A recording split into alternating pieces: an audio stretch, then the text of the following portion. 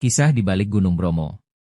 Di ujung timur Pulau Jawa, ada sebuah gunung yang selalu memikat siapa saja yang memandangnya, Gunung Bromo. Dari kejauhan, ia tampak gagah, berdiri di tengah lautan pasir luas, dikelilingi bukit-bukit hijau dan kabut yang selalu turun di pagi hari. Namun, di balik keindahannya, Bromo menyimpan sebuah kisah lama yang masih hidup di hati masyarakat Tengger hingga sekarang. Asal mula. Dahulu kala, hiduplah sepasang suami istri bernama Roro Anteng dan Joko Seger. Mereka adalah pemimpin dari sebuah kerajaan kecil di kaki Gunung Bromo. Kerajaan itu subur, rakyatnya makmur, dan hidup penuh kedamaian. Namun, di tengah kebahagiaan itu, ada satu hal yang membuat mereka selalu bersedih. Mereka tidak juga dikaruniai anak. Malam demi malam, Roro Anteng dan Joko Seger naik ke puncak gunung, memanjatkan doa kepada para dewa. Mereka memohon agar diberi keturunan untuk melanjutkan garis keluarga dan menjaga kerajaan. Doa itu mereka panjatkan dengan penuh keyakinan dan pengorbanan, hingga suatu malam doa mereka benar-benar dijawab. Dewa berkenan mengabulkan permohonan mereka, namun dengan satu syarat yang berat. Bila mereka kelak memiliki banyak anak, maka anak bungsu mereka harus dikorbankan dengan cara dilemparkan ke dalam kawah Gunung Bromo, sebagai tanda persembahan dan pengabdian. Karena begitu lama menanti, Roro Anteng dan Joko Seger akhirnya menyetujui syarat itu.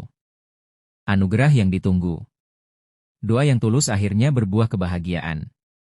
Roro Anteng mulai mengandung, dan tak lama kemudian lahirlah seorang bayi yang sehat. Tahun demi tahun, anak-anak lain pun lahir. Bukan hanya satu atau dua, tetapi hingga 25 orang anak. Rumah mereka dipenuhi canda tawa, dan kerajaan kembali bersinar karena pewarisnya telah banyak.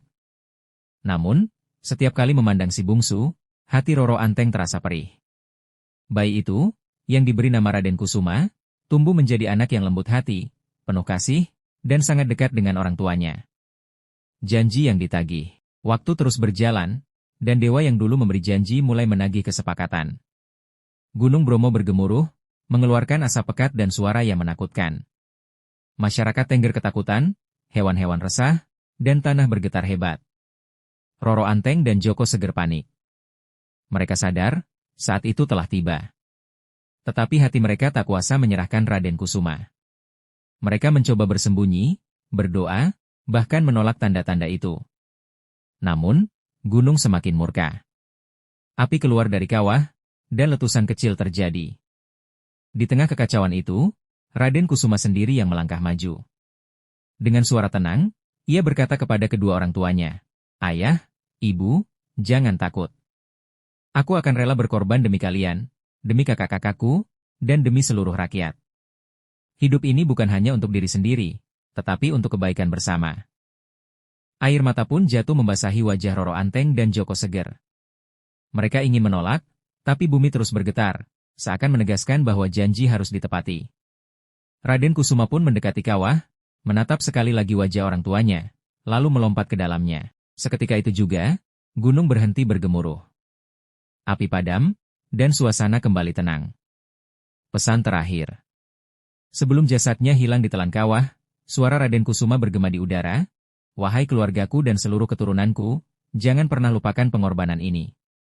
Setiap tahun, persembahkanlah hasil bumi ke kawah Bromo, agar kehidupan tetap seimbang dan kita semua diberkati." Sejak saat itu, masyarakat Tengger selalu mengadakan upacara Yadnya Kasada. Mereka membawa hasil bumi, ternak, bahkan sesaji ke puncak Bromo, lalu melemparkannya ke kawah sebagai tanda syukur sekaligus mengenang pengorbanan Raden Kusuma. Bromo kini. Hari ini, Gunung Bromo dikenal sebagai salah satu gunung terindah di Indonesia. Ribuan orang datang setiap tahun untuk menyaksikan matahari terbitnya yang terkenal.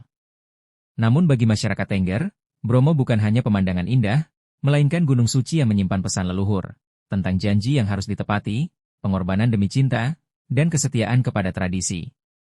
Di setiap desir angin dan kabut yang menyelimuti kawahnya, seolah masih terdengar bisikan Raden Kusuma, pengingat bahwa keindahan Bromo lahir dari sebuah kisah yang penuh air mata dan pengorbanan.